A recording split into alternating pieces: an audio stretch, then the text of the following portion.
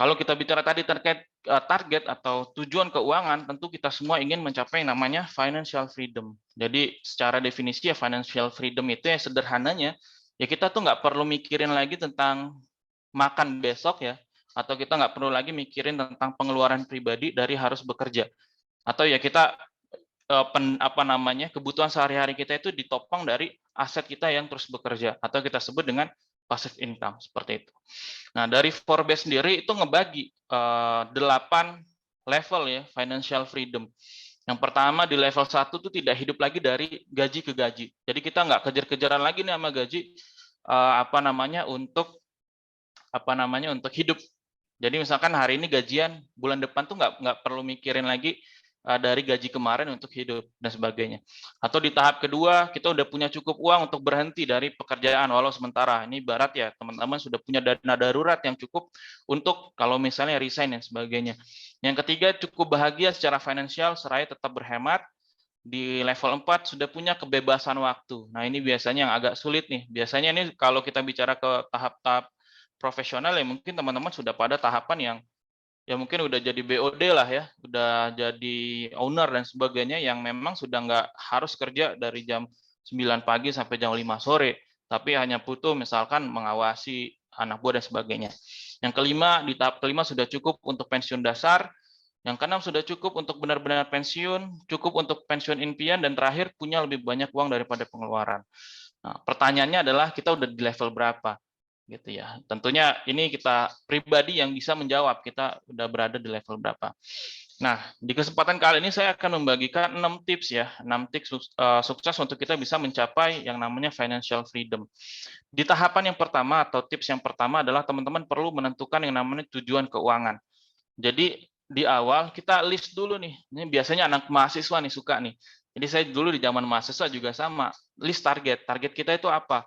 Oh, saya pengen punya rumah. Nah, harus detail rumahnya ukuran berapa, letaknya di mana, harganya berapa dan sebagainya. Kemudian teman-teman list baru nanti tentukan tujuan keuangan kita tadi ya, tentuin apa aja listnya, baru yang kedua. Nah, teman-teman atur arus kasnya. Jadi kalau kita sudah punya mimpi, biasanya ini akan berdampak pada psikologis kita. Ya, makanya kenapa kita perlu list mimpi, list target dan sebagainya. Sebenarnya salah satu tujuannya ya walaupun ya kalau mungkin banyak yang menertawakan dan sebagainya, tapi secara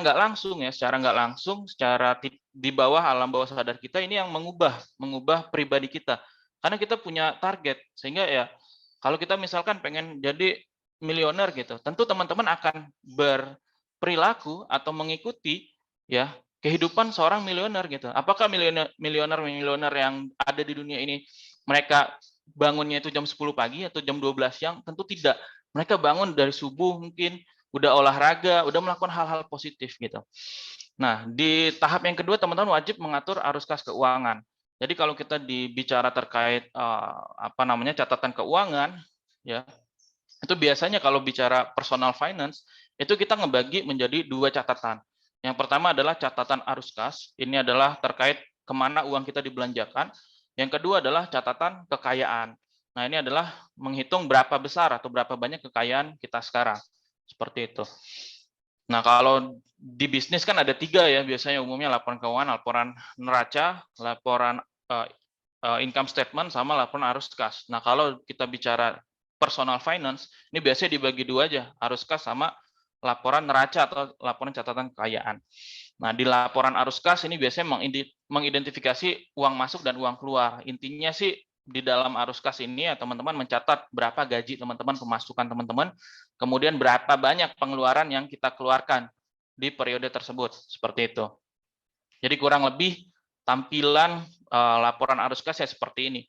Jadi kalau misalnya nanti teman-teman bertemu sama perencana keuangan ya, jadi ini kan materi yang sebenarnya saya dapatkan ketika saya mengambil sertifikasi Qualified Wealth Planner ya sebagai perencana keuangan. Ya sebenarnya kita pribadi pun ya bisa jadi perencana keuangan untuk kita sendiri gitu. Ya, jadi ya teman-teman intinya adalah teman-teman mencatat pengeluarannya berapa, pendapatannya berapa. Yang terakhir ya teman-teman bisa lihat teman-teman itu punya surplus atau defisit gitu. Kalau surplus berarti ya ada sisa dari hasil pendapatan kita, tapi kalau defisit berarti ada yang salah nih. Karena pengeluaran kita lebih banyak daripada pendapatan kita. Atau teman-teman malah hutang dan sebagainya.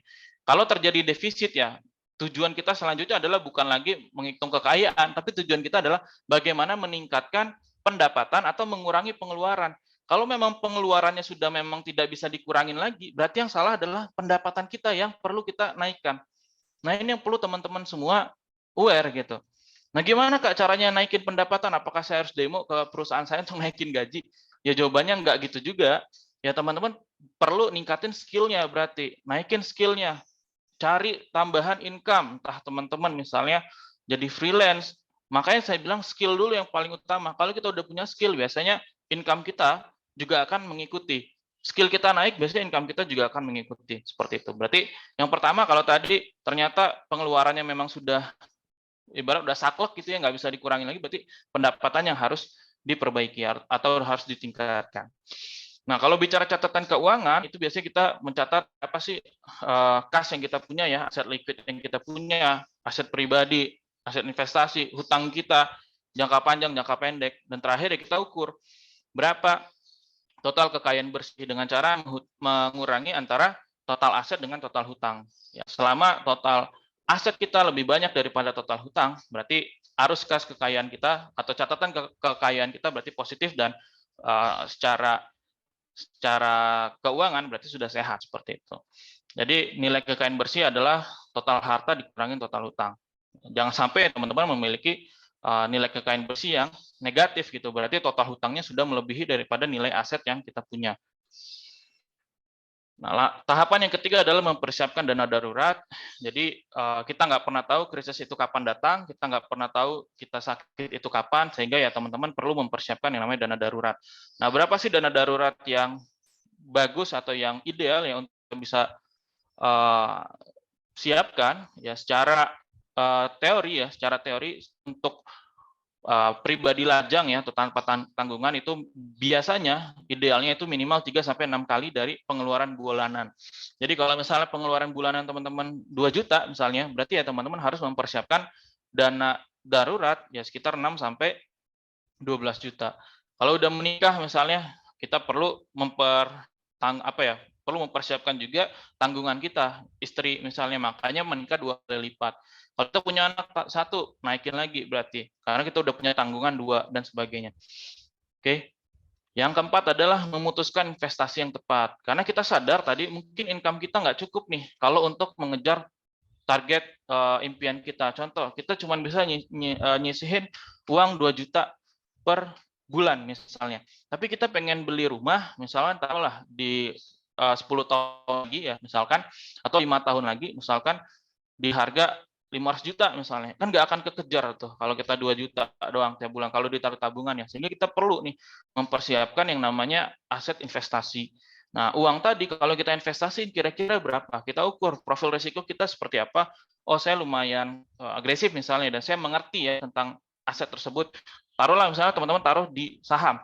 Rata-rata saham itu bergerak ataupun selama 10 tahun terakhir itu rata-rata pertumbuhannya adalah 10 sampai 12% per tahun. Ya teman-teman bisa memproyeksikan dari angka tersebut. Artinya kalau kita nabung 2 juta per bulan atau 1 tahun 24 juta dengan imbal bagi hasil 12%, maka uang kita di tahun sekian berapa. Nah, itu yang perlu teman-teman ukur.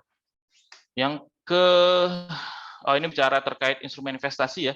Jadi berdasarkan profil risiko ya teman-teman harus tahu juga kita itu lebih cocoknya investasi ke arah mana.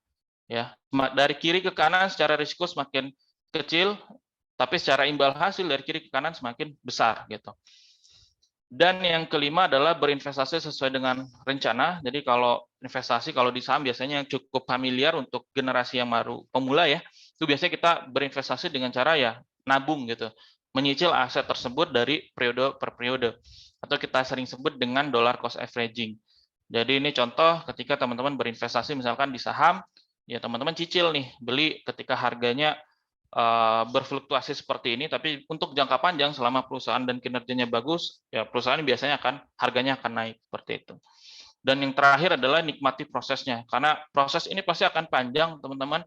Untuk teman-teman yang mungkin orang yang mudah terpengaruh, misalnya udah punya tabungan nih, tapi belum kecapai targetnya, ya kalau kita nggak bisa kontrol emosi ataupun nafsu kita biasanya nih bisa mudah goyah gitu. Makanya saya bilang nikmati prosesnya dan ya teman-teman harus clear dengan target dan juga prosesnya kayak gitu.